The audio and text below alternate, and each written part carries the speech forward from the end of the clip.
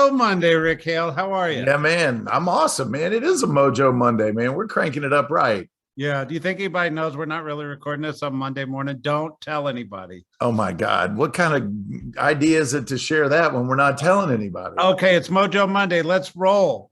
We're So live and in your living room. there you go. So here you go. This one's kind of funny for a Monday morning. Sure. What do you do when you got a bad day? Well, Like it's not just you have a bad day. Like what happens when your world gets quirked and turned upside down? the corkscrew, right? Like you haven't lived enough if you haven't had a day that just went off the cliff, right? Absolutely. And sometimes it just happens, but I guess the question is not if it's going to happen, it's how we respond to it, right? And for today's Mojo Monday, I think we just crank it up on how do you and I respond to a bad day? Because I've had them, you've had them. I'll probably have them in the future, and I know we'll all have them in the future, right? How do you respond, Rick? It's inevitable. And you're right. So what I think the longer you stay in captivity to that feeling and that energy, the more punishment you give yourself. So first off, realize sometimes your bad day is perpetuated because of an indecision or being indecisive about how to manage it. And, like you said, today's Monday morning. So if you're watching this, straight up, it's not impossible that something went wrong on Sunday. One of your kids turns lefts instead of rights or wrecks the car or things just happen. So number one, I think the first thing I do whenever I feel that energy, of like, oh my gosh, I can't believe this is happening to me, is to step back and just take a deep breath. Like sometimes the energy when you're in the fire, it's so hot, all you feel is the heat of the fire. Yeah, I call that widening the perspective, right? Like when we get so narrow focused into why our day gets turned upside down, we're so tunnel visioned on that problem or that person or whatever that is that's causing us to just have that negative reaction. We step back in your terms, I say widen the perspective. Hey, there's a bigger story there that we're all living. There's a bigger life we're all living. There's a bigger business that we're all running, right? Let's get a bigger perspective and not let this narrow, minuscule focus really to have control over whether or not we have a good day or not. Right. Well, and by stepping back, hopefully some of the heat of the moment gets mitigated.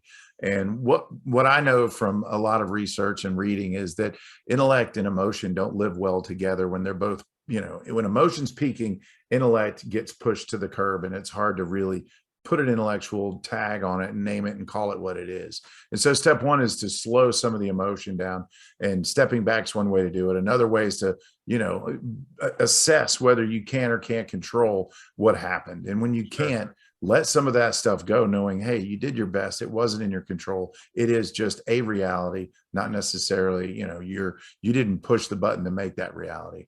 Yeah. I mean, there's so many fun memes on the internet on around a bad day, right? But at the end of the day, you can't laugh about it later. I mean, I've had bad days where I just thought the world was falling apart, and now I think about it and I go, man, that was kind of funny, I mean, I can't believe I was so wound up, so tight that I might have damaged a relationship.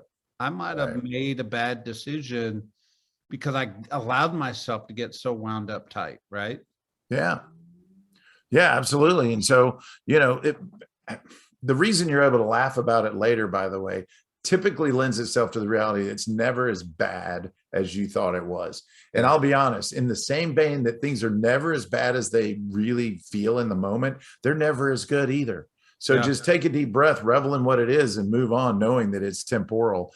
And so, again, back to focusing on what you can control. Once you delineate those two, try to apply some intellect to it.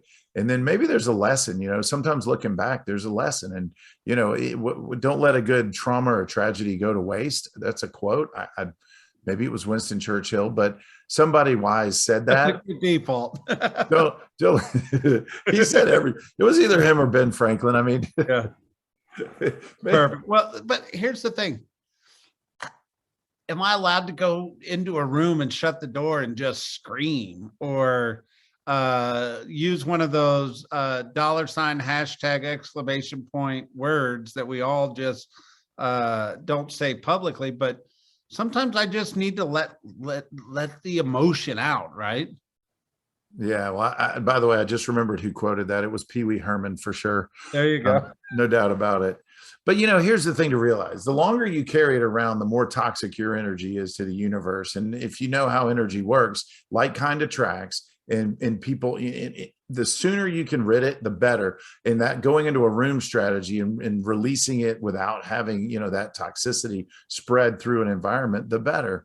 And so, it's like love languages. Everybody has their own way of releasing stress and energy. And so if that's your way of doing it, man, I think it's a brilliant idea. It could be exercise. Yeah. Like, maybe go run 5 miles and come back and tell me how you feel. You'll appreciate yourself for the benefit of the activity, but you'll also bleed off a lot of the stress that just naturally comes with it. And being truthful about it, sometimes things are worthy of stress, and it's okay. But the longer you hold it without a recourse or a response, the harder it is to shake, and the more impact it'll have. Yeah. I think we both sat in a room one time where there was a keynote speaker talking about a 5-minute rule, right? Like, Yeah. it's okay to give yourself that permission, right? Yeah. 100%. And so, I mean, to deny your own DNA and the truth, that's bad. That's bad karma, bad advice, I should say. Yeah. But at the same time, I love the Nietzsche quote: "Choice, not chance, determines your destiny." So what's your choice? And Gary Keller might say, you're giving up rent-free space in your heart and mind, probably for circumstances that the other person's long forgotten and moved on. Someone cuts you off in traffic, and for 10 minutes, you're annoyed by the disrespectful behavior. They may not even know it happened. And so get really clear about, whether the impact of your energy is really going to evoke a better outcome and an improved state. Well, I think if you can get your head wrapped around finding gratitude into something, right? Like, Oh, I'm yeah. really upset about this. Okay, I'm grateful I'm going through this experience. I'm going to learn from this. Yeah, that's hard to say. And it almost For it. sounds like, yeah. But truth is teaching your mind and your body to find gratitude in every situation causes you to move forward, right? Like, it's the first step in the journey forward from whatever is caused you to have that bad day. So if you just stop and go, okay, something good's going to come of this. What's the gratitude I could find about this situation? Maybe a contract's falling apart, and the agent on the other side is just being nasty.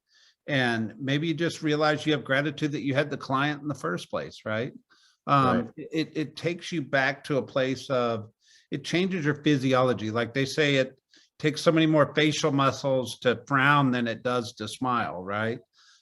So just smiling it alone changes who we are as a person. Sometimes gratitude takes a bad day and takes the one step forward into taking it to the next level, right? What would you Yeah. say? Well, and to your point, maybe you learn a lesson. Maybe you realize maybe you're not supposed to work with that client, or maybe that's just not healthy.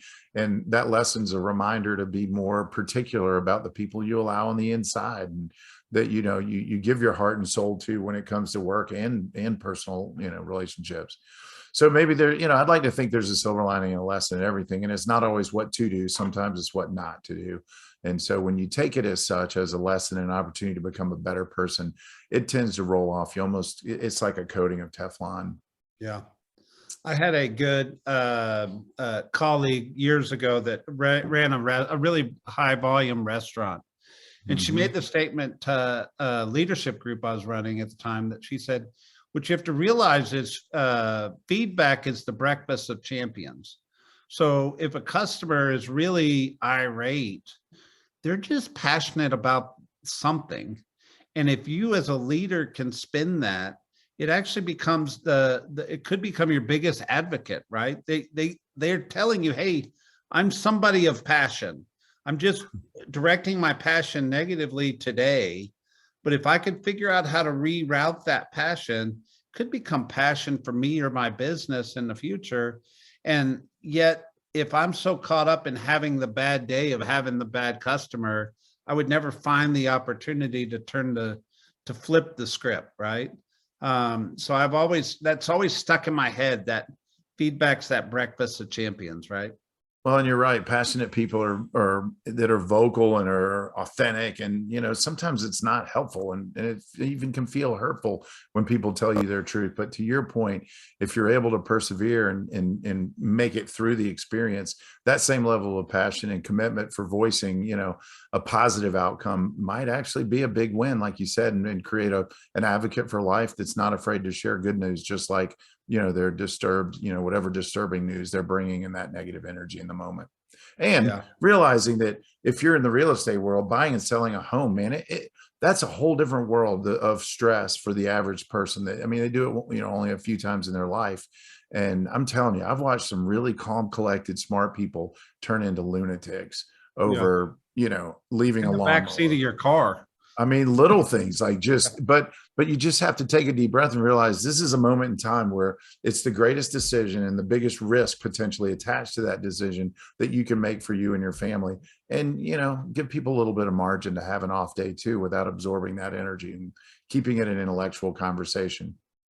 There you go. Well, I mean, at the end of the day, I don't want to be so Mr. Positive or on that. Like, it's okay to have a bad day sometimes. Like, but obviously the conversation is how do we flip the bad day on its head? But that doesn't mean you're a bad person if you have a bad day and it's just a No. bad day. Well, and recognizing, is it helping or hindering me in pursuit of the best version of me and my greatest joy?